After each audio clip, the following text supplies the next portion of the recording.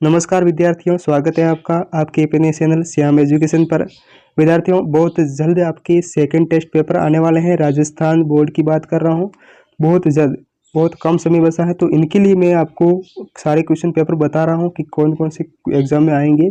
आज आपको बताऊंगा कक्षा 9th का सामाजिक विज्ञान का जो पेपर है, सेकेंड टेस्ट पेपर, वो क्या क्या एग्जाम में पूछा जा सकता सवाल, मोस्ट इम्पोर्टेंट सवाल लेकर आया हूँ, एक भी पीछे नहीं रहेगा। और इसके साथ मैंने आपकी सुविधा के लिए प्रश्नों के जो आंसर हैं वो साथ में ऐड कर दिए हैं, ताकि आपको एक ही बार में याद हो जाएगा। उम्मीद करूंगा आप वीडियो को लास्ट तक देखोगे, तभी आपको ये सारे सारे प्रश्न हैं वो याद हो जाएंगे और आपको 10 में से 10 अंक बिल्कुल पूरी संभावना रहेगी विद्यार्थियों, आपको पूरे में से पूरे नंबर मिले। ये हमारी आप उम्मीद है कि बहुत ज़्यादा आपको अच्छे नंबर मिले। तो एक एक क्वेश्चन है वो मोस्ट इम्पोर्टेंट है, और चैनल पर नए तो चैनल को आप जरूर सब्सक्राइब करिएगा। बिना टाइम वेस्ट किए शुरू करता हूँ। सबसे पहला जो क्वेश्चन है वो क्या आएगा, देखिएगा। फ्रांसीसी क्रांति की शुरुआत किस दिन हुई थी? मोस्ट इम्पोर्टेंट है। फ्रांसीसी क्रांति की जो शुरुआत है 14 जुलाई सन 1789 को हुई थी। कब हुई थी? 17 जुलाई। ये याद कर लेना विद्यार्थियों, बहुत ज़्यादा इम्पोर्टेंट है। 14 जुलाई सन 1789 को फ्रांसीसी क्रांति हुई थी। सेकंड क्वेश्चन है, अक्टूबर क्रांति से क्या अभिप्राय? अक्टूबर क्रांति से क्या अभिप्राय? रूस में अक्टूबर क्रांति 7 नवंबर सन 1700 और 1917 को हुई थी। कब हुई थी? 1917 को।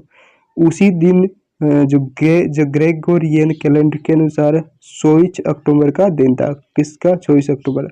इसी कारण इस क्रांति को अक्टूबर क्रांति नाम दिया गया। देख लेना, ये प्रश्न है वो आएगा और इसका आंसर ये देख लेना आपको। रूस की क्रांति जब कब हुई थी? अक्टूबर क्रांति हुई थी 7 नवंबर को, लेकिन जो ग्रेगोरियन कैलेंडर था उसके अनुसार 7 नवंबर को 7 अक्टूबर का दिन था, और इसी को क्या कहा जा गया? अक्टूबर क्रांति कहा गया। कब क्या कहा? अक्टूबर क्रांति। तीसरा है, घुमंतु कृषि क्या है? घुमंतु कृषि क्या है? देखो, घुमंतु कृषि के अंतर्गत पेड़ों, झाड़ियों और घास को काटकर भूमि का छोटा सा भाग टुकड़ा साफ किया जाता है और फिर इन्हें जला दिया जाता है। जलने के बाद प्राप्त राख को मिट्टी में मिला दिया जाता है ताकि उपजाऊपन को बढ़ाया जा सके। तब उस स्थान पर कुछ वर्षों के लिए कृषि की जाती है। जब उस स्थान पर उपजाऊपन कम हो जाता है तो अन्य स्थान पर कृषि प्रारंभ की जाती है। अतः इस प्रकार की कृषि के अंतर्गत किसान एक स्थान से दूसरे स्थान पर कृषि के लिए घूमते रहते हैं। इसी कारण इसे क्या कहता है, क्या कहा जाता है? घुमंतु कृषि कहा जाता है। बस ये मोस्ट इम्पोर्टेंट है और इसका आंसर है, और आपकी सुविधा के लिए मैंने ऐड भी कर दिया साथ में, ताकि आपको कोई दिक्कत न हो और आपको एक ही बार में याद हो जाए। अगला क्वेश्चन है, भारत के उत्तरी मैदान का निर्माण कैसे हुआ? संक्षेप में बताना है कि भारत के उत्तरी मैदान का निर्माण कैसे हुआ। देखो, भारत के उत्तरी मैदान 3 प्रमुख नदी प्राणियों जो प्रणालियां हैं, सिंधु, गंगा और ब्रह्मपुत्र, और तथा इनकी सहायक नदियों से बना है। ये मैदान जलोढ़ मृदा से बना है और लाखों वर्षों में हिमालय के गिरिपाद में स्थित बहुत बड़े बेसिन में जलोढ़ों का निक्षेप हुआ और जिसके फलस्वरूप इस उपजाऊ मैदान का निर्माण हुआ। तो ये आंसर है, वो ध्यानपूर्वक एक बार पढ़ लेना और आपको ये याद हो जाएगा। ओके, भारत के उत्तरी मैदान का जो निर्माण कैसे हुआ मैंने आपको आंसर बता दिया।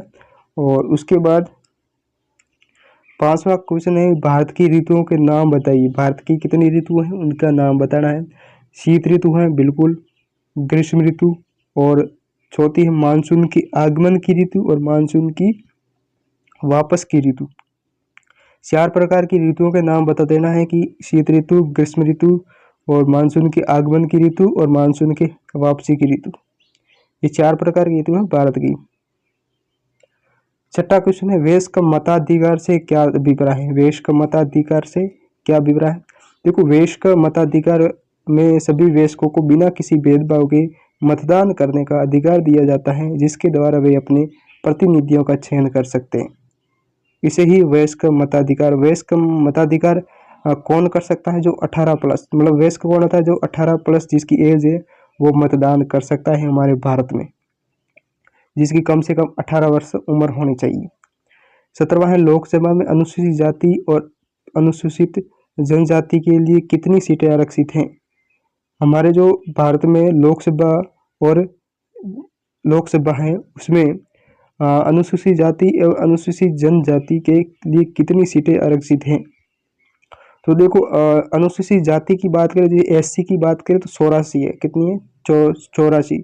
और एसटी की बात करें, जिसे शेड्यूल ट्राइब कहते हैं, इसे शेड्यूल कास्ट कहते हैं, इसे शेड्यूल ट्राइब अनुसूचित जनजाति, तो इसकी है 47। ओके, इसको एससी की बात करें तो 84 यानी अनुसूचित जनजाति, और एसटी की बात करें जिसे अनुसूचित जनजाति कहते हैं, ऊपर एससी को अनुसूचित जाति कहते हैं, और एसटी की है 47। ये याद कर लेना।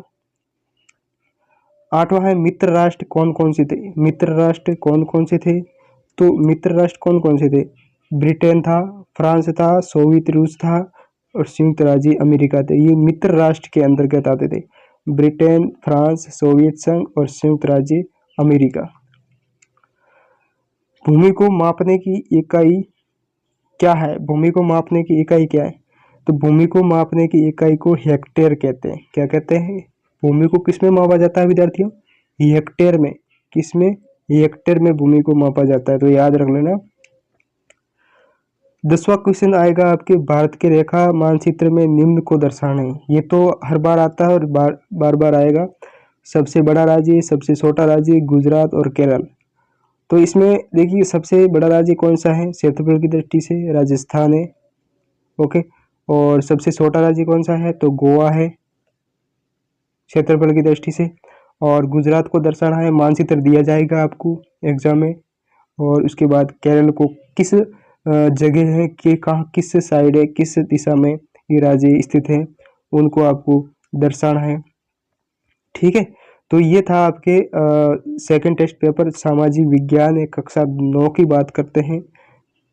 बहुत ज़्यादा इम्पोर्टेंट होगा और परीक्षा में आपको बहुत ज़्यादा फायदा मिलेगा इससे, क्योंकि अगर ये इम्पोर्टेंट क्वेश्चन है जो परीक्षा में पूछे जा सकते हैं और आपको पूरे में से पूरे नंबर आने की पूरी संभावना रहेगी अगर आप थोड़ा भी बहुत पढ़ के जाओगे तो। ओके, तो उम्मीद करूँगा कि आपने वीडियो को लास्ट तक देखा होगा और आपको ये एक ही बार में याद हो जाए। इसी वजह से मैंने इस प्रश्नों के उत्तर हैं वो साथ में ऐड कर दिए हैं।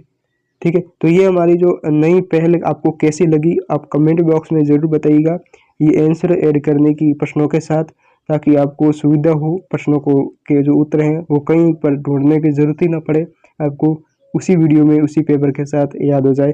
तो आप कमेंट बॉक्स में ये ज़रूर बताइएगा कि आगे आने वाले सारे क्वेश्चन पेपर हैं उनके साथ ये ऐड करें या ना करें, या सीधा ही क्वेश्चनों के यही बता दें, तो आप ज़रूर बताइएगा। तो आगे जो ये सारे सब्जेक्ट के पेपर हैं मैं समय समय पर सारे पेपर डाल दूंगा। अर्धवार्षिक के हाफ ईयर के जो पेपर हैं विद्यार्थियों वो भी आपको मिल जाएंगे, एग्ज़ाम से पहले चैनल पर डाल दिए जाएंगे। और आपके जो फाइनल पेपर है, फाइनल पेपर भी होंगे अप्रैल में या अप्रैल मार्च अप्रैल में, तो उनके लिए भी मैं आपके लिए जो क्वेश्चन पेपर है उपलब्ध करा दूंगा फुल सॉल्यूशन के साथ। ठीक है, तो मिलते हैं अगले वीडियो में, तब तक बने रहिए हमारे चैनल पर।